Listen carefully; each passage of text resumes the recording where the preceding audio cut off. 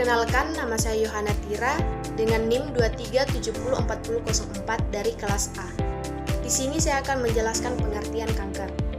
Kanker merupakan salah satu penyakit tidak menular yang menjadi masalah utama kesehatan baik di Indonesia maupun di dunia.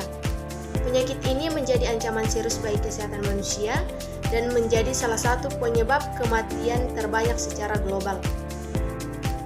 Menurut WHO, penyakit ini mengakibatkan 10 juta kematian pada tahun 2020 dan jumlah kasus baru diperkirakan akan meningkat sebesar 60% pada tahun 2040. Penyakit kanker ini merupakan penyakit yang ditandai dengan pertumbuhan dan penyebaran sel-sel abnormal di dalam tubuh yang tidak terkendali. Dalam kondisi normal, sel-sel akan tumbuh dalam tubuh, membelah, dan mati secara teratur mengikuti siklus alami sel.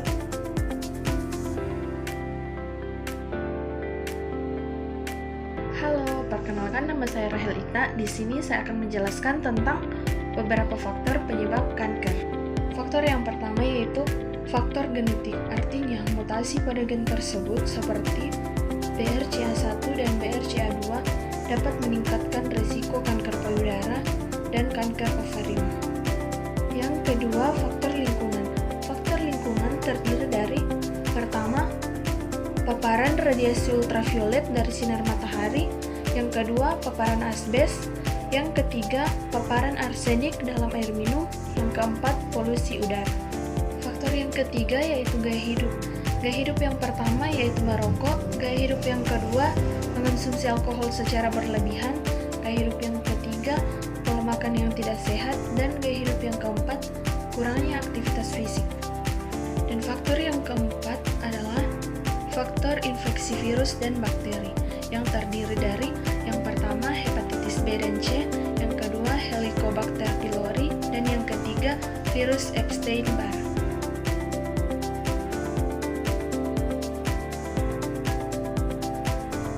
Jenis-jenis kanker. Yang pertama ada klasifikasi kanker berdasarkan jenis sel dan jaringan. 1. Karsinoma.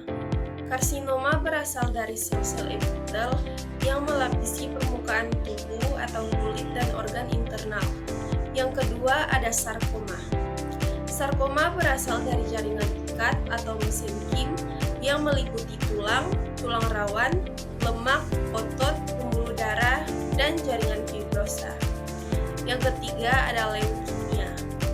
Leukemia adalah kanker sel darah putih yang berkembang di sumsum tulang dan kemudian menyebar ke darah. Yang keempat ada limfoma.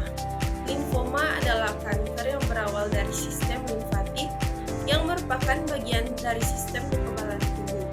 Dan yang kelima ada mieloma. Mieloma atau multiple adalah kanker sel plasma, sejenis sel darah putih yang menghasilkan antibodi untuk membantu melawan infeksi. Dan yang berikut ada klasifikasi kanker berdasarkan lokasi anatomis, yaitu yang pertama ada kanker payudara, kanker paru-paru, kanker kolorektal, kanker prostat, kanker serviks, kanker hati atau hepatoseluler karsinoma, kanker lambung, kanker pankreas, kanker tiroid, dan kanker otak.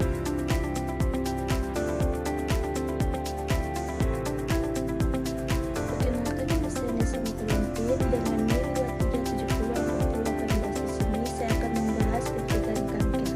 Pencegahan kanker dapat dilakukan melalui dua pendekatan utama, pencegahan primer dan sekunder. Pencegahan primer mencakup upaya untuk menghindari faktor risiko dan dapat menyebabkan kanker.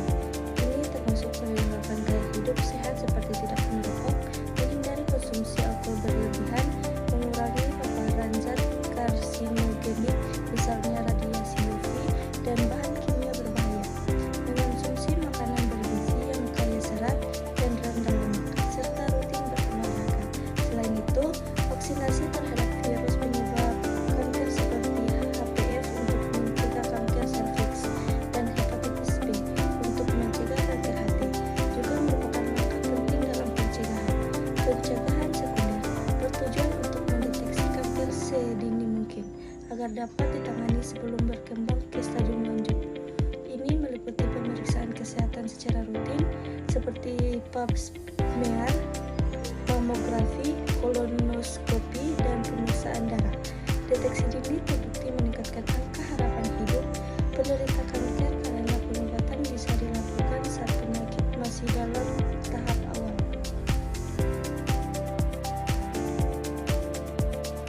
Pengobatan kanker tergantung pada jenis, lokasi, dan stadium kanker, serta kondisi umum pasien. Beberapa metode pengobatan yang umum digunakan antara lain, yang pertama ada operasi pembedahan, digunakan untuk mengangkat tumor jika masih terbatas pada area tertentu. Yang kedua ada kemoterapi, menggunakan obat-obatan untuk membunuh sel kanker atau menghentikan pertumbuhannya. Yang ketiga ada radioterapi, menggunakan sinar radiasi untuk menghancurkan sel kanker. Yang keempat ada terapi target dan imunoterapi, merupakan bentuk pengobatan modern yang dirancang untuk menyerang sel kanker secara lebih spesifik dengan efek samping yang lebih minimal. Dan yang terakhir ada terapi hormon, digunakan pada kanker yang dipengaruhi oleh hormon seperti kanker payudara dan prostat.